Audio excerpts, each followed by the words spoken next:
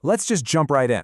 What if a really common and kind of sensitive health issue wasn't just a personal problem, but actually a critical warning sign from your own body? Today, we're going to look at a case that starts with one simple complaint from a 49-year-old man, but it unfolds into this huge lesson about heart health and really about survival. So, this is the sentence that kicked the whole thing off. It's direct, it's personal, and hey, it's a concern for millions of men. But what the doctor heard wasn't just a single symptom. No way. It was the first clue in a much, much bigger medical mystery. This isn't just about sexual health. It's about the entire plumbing system of the body. Okay, so we have to look at this problem in a totally new light. This is not just about performance or quality of life. It's a critical medical signal. In medicine, we call this a canary in the coal mine moment. You know, that early warning that there's some hidden danger up ahead. And this is absolutely the key takeaway. Especially for a guy who's 49, the start of ED is now seen by doctors as this huge, teachable moment. It's an opportunity, really. A chance to pop the hood and see what's really going on with the body's entire circulatory system before something way more serious happens. The fancy medical term for this is a sentinel biomarker. And it's just like that canary, right? It's a super sensitive indicator that warns you about a deeper, hidden problem. But in this case, the danger isn't toxic gas in a mine. It's silent, progressive cardiovascular disease. So let's get into the science of it. Why is erectile function such a powerful predictor? Well, the answer really comes down to some pretty simple plumbing and physics. Your arteries, they are talking to you. You just have to know how to listen. It all boils down to something called the Artery Size Hypothesis. And honestly, it's a brilliant concept because it's so simple. Think about it. If you have plaque building up all over your body, like traffic jams on a highway system, where's the first place you're going to see a complete shutdown? It's going to be on the narrowest, smallest side streets, right?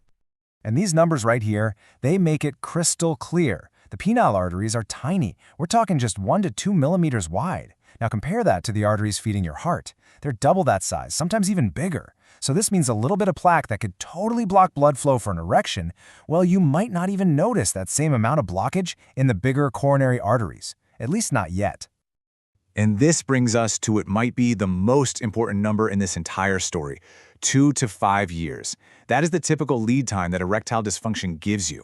It's a 2 to 5 year head start to address the underlying vascular disease before it might show up as a heart attack or a stroke. It's an incredible gift of time, if you think about it. Now, in our patient's case, it wasn't just one single thing.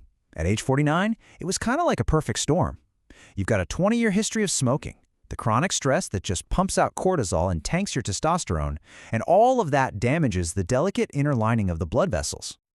Okay, so now let's get into the real world of trying to solve this. It is rarely a straight line. Patients often find themselves in a medication maze, trying to juggle prescriptions, supplements, and even supply shortages, all of which can create some really serious unintended dangers. So get this. Our patient was on some powerful prescription drugs, but he was also taking a very common, seemingly harmless supplement for memory and focus. The problem? This healthy choice was unknowingly creating a life-threatening situation. So here's the danger. The patient was on Xarelto and Plavix, 2 heavy-duty medications designed to make blood less sticky to prevent clots. But he was also taking Ginkgo Biloba, an herbal supplement that, guess what, is also known to have a very similar blood-thinning effect. He had accidentally created a triple threat against his own body's ability to clot blood. And the result of that? A dangerously high risk of a catastrophic bleed. I mean, a simple cut in the kitchen or a minor bump could have become an uncontrollable medical emergency. It's just a huge reminder of why self-treating without the full picture can be so dangerous. And to make things even crazier, he was trying to navigate all this during a time of global medication shortages. So at times, he couldn't even get the critical prescriptions he needed, which just shows you how fragile the whole system can be. So how do you bring order to that kind of chaos? Well, you stop wandering in the maze and you pull out a map. This required building a really clear, integrated strategy that put safety first and then aimed for success. The plan was just logical and methodical. First, and this is the most important thing, you stop the danger. In this case, that meant stopping the Ginkgo Biloba immediately. Second, you only add safe, targeted supplements that you know won't cause problems. Third, you optimize the timing of every single pill to get the most benefit and avoid bad interactions. And finally, you build on that solid foundation with lifestyle changes. And here's what that plan actually looked like. Notice the precision here. Vitamin B12 is at 5 a.m. for energy during the day, not at night where it could mess with sleep. The critical blood thinner, Xarelto, is timed with his main meal to make sure it gets absorbed properly. And magnesium, which is a natural relaxant, is scheduled for the evening to help with sleep, well away from any other meds it might interact with. It's a system, you see, not just a list of pills. So what happened? What was the outcome? Well, the result wasn't just about fixing the initial problem. It was a total restoration of health.